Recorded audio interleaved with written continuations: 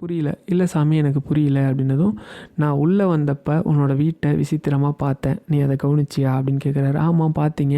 இந்த வீட்டோட அழக வந்து வியந்து பார்க்குறீங்க அப்படின்னு நான் நெனச்சேன்" அப்படின்றார். "நிச்சயமா கிடையாது. உன்னோட இந்த வீட்டின் முன்னாடி நீ நட்டிருக்க சில மரங்கள் வந்து நம்ம சாஸ்திரத்துல வீட்டின் முன்னாடி நடவு பண்ணக்கூடாதுன்னு சொன்ன சில மரங்கள நட்டிருக்க.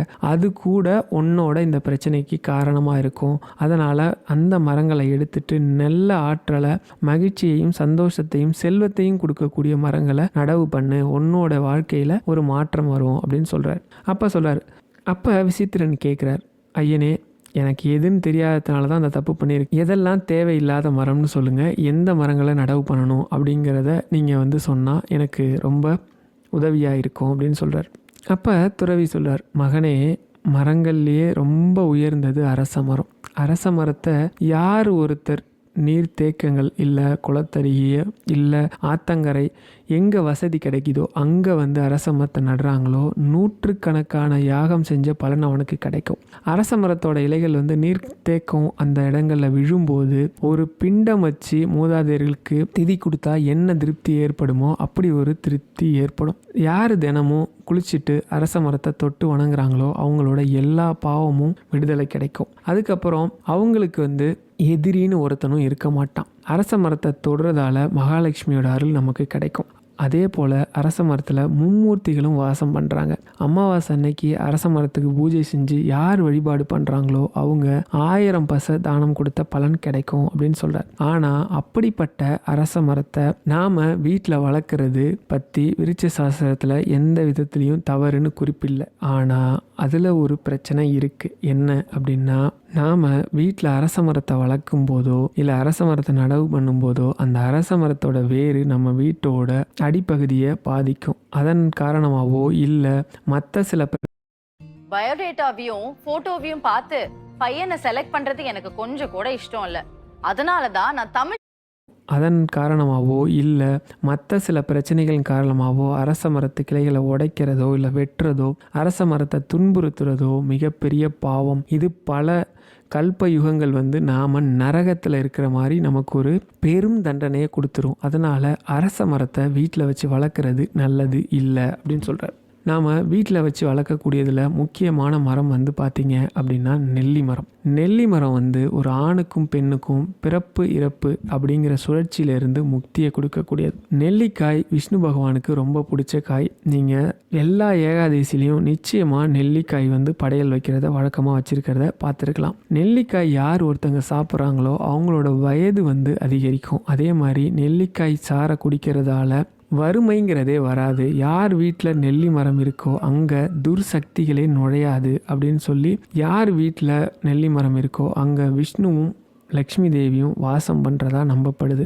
அடுத்த மரம் அசோக மரம். அசோக மரத்தில் தேவதைகள்லாம் வசிக்கிறதா சொல்லப்படுது. இந்த மரம் வந்து நம்மளோட துக்கத்தை அழிக்கக்கூடிய மரம். இதை வீட்டு பக்கத்தில் வச்சு வளர்க்குறதால எப்பவுமே அமைதியும் மகிழ்ச்சியும் கிடைக்கும். அன்னை லக்ஷ்மி தேவி வந்து சீதையை அவதாரம் பண்ண ராவணன் வந்து அவங்கள கடத்திட்டு போனப்போ அவங்க இருந்த இடம் ஒரு அசோகவனம். அப்படி அசோகவனம் சீதைக்கு அடைக்கலத்தை கொடுத்து சீதைக்கு சில விஷயங்களை செஞ்சதால் அன்னை சீதாலட்சுமி ஒரு வரம் கொடுத்துருக்காங்க. எங்கே அசோக மரம் இருக்கோ அங்கே நான் இருப்பேன், அங்கே நான் வாசம் பண்ணுவேன். ரெண்டாவது, அந்த இடம் எப்பவுமே அமைதியும் சந்தோஷமும் குடிகொள்ளக்கூடிய ஒரு இடமாக இருக்கும் அப்படின்னு சொல்லியிருக்காங்க.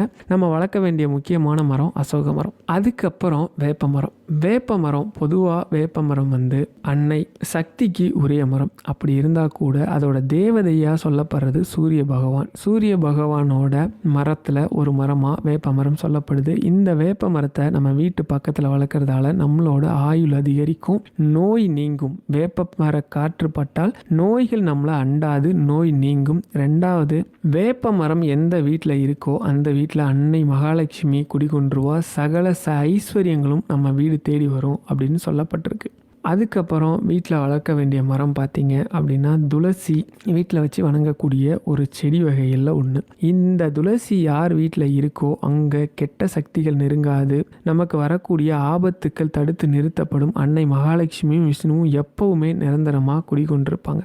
அதுக்கப்புறம் மாமரம் வீட்டில் வச்சு வளர்க்குறதால மகாலட்சுமியோட அருளை நாம் பெற முடியும். மகாலட்சுமி நித்தமும் வாசம் செய்யும் மரத்தில் ஒரு மரம் வந்து மாமரம். உயரிய மங்களகரமான மரத்தில் ஒரு மரம் மாமரம். அதுக்கப்புறம் வில்வ மரம் சிவனுக்குரிய மரம். அது மட்டும் கிடையாது, அது முருகனுக்கும் லக்ஷ்மிக்கும் உரிய மரம். எங்கே வில்வ தலம் இருக்கோ அங்கே நான் வாசம் செய்கிறேன் அப்படின்னு சிவபெருமான் சொன்னது இல்லாமல் வில்வ மரம் தன்னோட புனித தன்மையால் அது இருக்கக்கூடிய இடத்துல இருக்க நபர் மிகவும் சந்தோஷமாகவும் நிம்மதியாகவும் வாழ வழி செய்யுது அப்படின்னு சொல்லப்பட்டிருக்கு. இப்படிப்பட்ட வில்வ மரத்தை நம்ம வீட்டு தென்மேற்கோ இல்லை வடமேற்கோ உள்ள பகுதியில் வளர்க்குறது ரொம்ப ரொம்ப நல்லது. இது வறுமை இல்லாமல் நம்மளை காப்பாற்றும். ஒரு நாளும் அந்த வீட்டில் அகால மரணம்ங்கிறதே நிகழாது. அதே போல் அந்த வீட்டில் விதவை பெண் இருக்க மாட்டாங்க அப்படின்னு சொல்லப்படுது. அதுக்கப்புறம் தென்னை மரம் வந்து ஒரு புனிதமான மரம். அது மட்டும் இல்லாமல் தேங்காய் வந்து ஒரு நம்மளோட முக்கியமான வழிபாட்டு பொருள்ன்றதால தேங்காய் தரக்கூடிய அந்த தென்னை மரம் ரொம்ப புனிதமான மரம். அந்த தென்னை மரத்தில் கடவுளான சிவபெருமான் வாசம் செய்கிறதா சொல்லப்படுது. ஏன் அப்படின்னா முக்கண்ணை உடைய தேங்காயும் சிவபெருமானும் ஒரே ரூபங்களை கொண்டவர். ஒரு முறை சிவபெருமான் கிட்ட விநாயகர் வந்து இந்த உலகத்திலேயே உயர்வான பொருள் அது அப்படின்னு பார்த்தா உங்களோட தலை தான், உங்கள் தலையவே எனக்கு தானமாக கொடுங்க, அதாவது தலையை வெட்டி கொடுங்கன்னு கேட்டதுக்கு என்னோட தலையோட அம்சம் உடைய தேங்காயை தானமாக கொடுத்தாராம். அதனால தான் நம்ம இன்றைக்கும் விநாயகருக்கு செதறு தேங்காய் போடுறத வழக்கமாக வச்சுருக்கோம். அடுத்து சந்தன மரம், அப்புறம் பலாமரம். இது ரெண்டுமே நல்ல வாழ்க்கையையும் லட்சுமி கடாத்தையும் கொடுக்கக்கூடிய ஒரு மரம். இது வளர்ந்தது அப்படின்னா அந்த வீட்டில் துக்கம் இருக்காது, வறுமை இருக்காது, அந்த வீடு செல்வ செழிப்போடு இருக்கும். அடுத்து வாழை மரம்.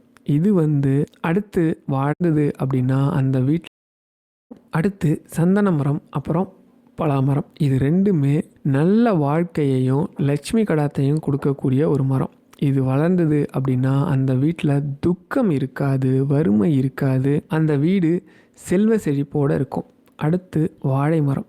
இது வந்து அடுத்து வாழை மரம் பார்த்தீங்க அப்படின்னா வாழையடி வாழையா அந்த குடும்பம் தழைச்சி ஓங்கும் அப்படின்னு ஒரு நம்பிக்கை உடைய மரம். ரெண்டாவது, எங்கே வாழை மரம் இருக்கோ அங்கே விஷ்ணு பகவான் வாசம் செய்கிறதா சொல்லப்படுது. அங்கே பணப்பிரச்சனையே வராது, பணத்தட்டுப்பாடு வந்தாலும் உடனடியாக தீந்துரும் அப்படின்னு சொல்லி வாழை மரத்தோட சிறப்பை சொல்கிறாங்க. வாழை மரத்து அதாவது வாழைப்பழம் ரொம்ப உயர்வானது வழிபாட்டுக்கு. ஏன் அப்படின்னா வாழை மரம் மட்டும்தான் எந்த எச்சிலும் இல்லாமல் தன்னோட வேர் மூலயமாவே அடுத்த ஒரு கண்ணை கொண்டு வந்து அது மூலயமா புனிதமான எச்சில் படாத ஒரு பழத்தை இறைவனுக்கு படைக்கிறதுக்காக கொடுக்குது.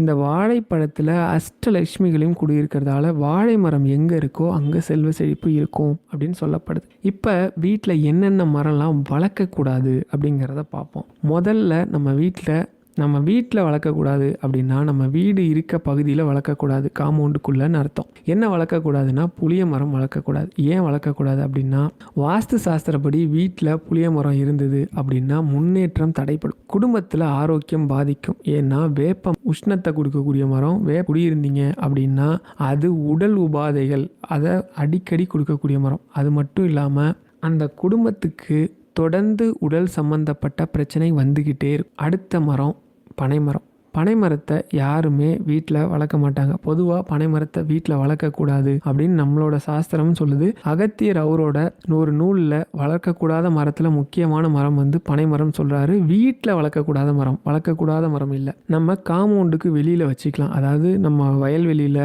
இல்லை ஆத்தங்கரையில் குளத்தங்கரையில் நிச்சயமாக பனைமரம் வைக்கிறது நல்லது தான்.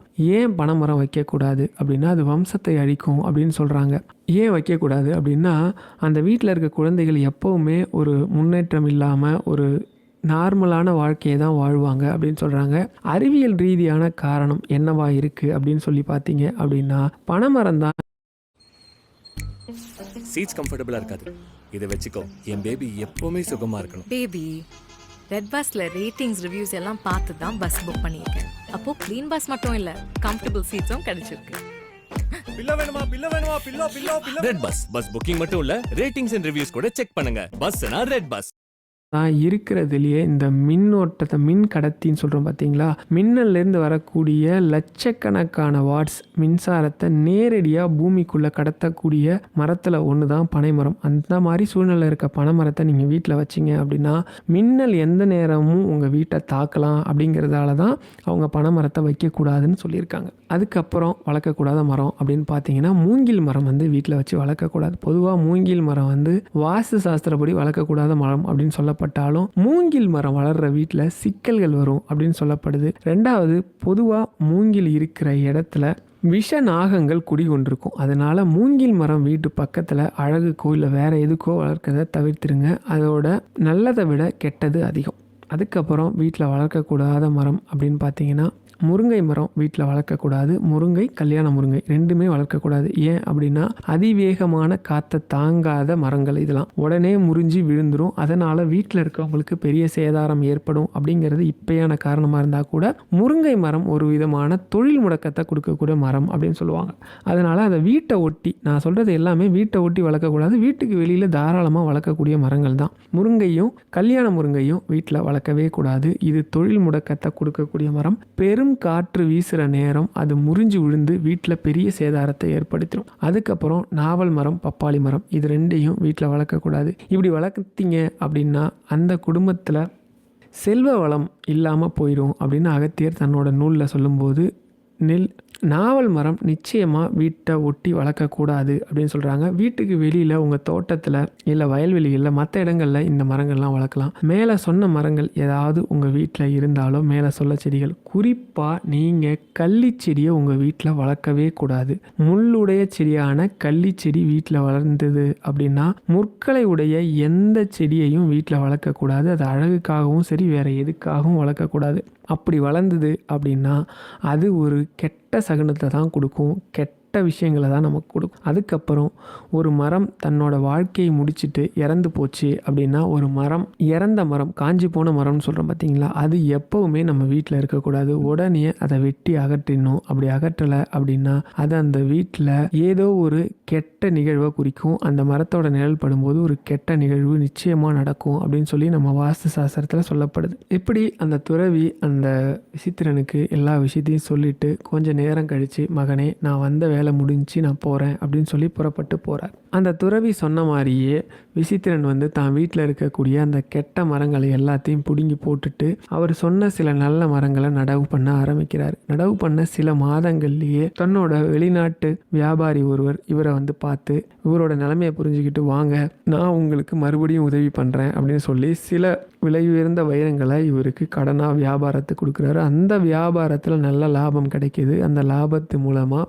கொஞ்சம் கொஞ்சமாக இவரோட செல்வங்களை சேர்க்க ஆரம்பிக்கிறாரு. மறுபடியும் ஒரு குறிப்பிட்ட சில வருஷத்திலேயே இவர் பெரிய செல்வந்தரா, அதுக்கு முன்னாடி இருந்ததை விட பெரிய செல்வந்தரா தன்னோட வாழ்க்கையை வாழ ஆரம்பிக்கிறார்.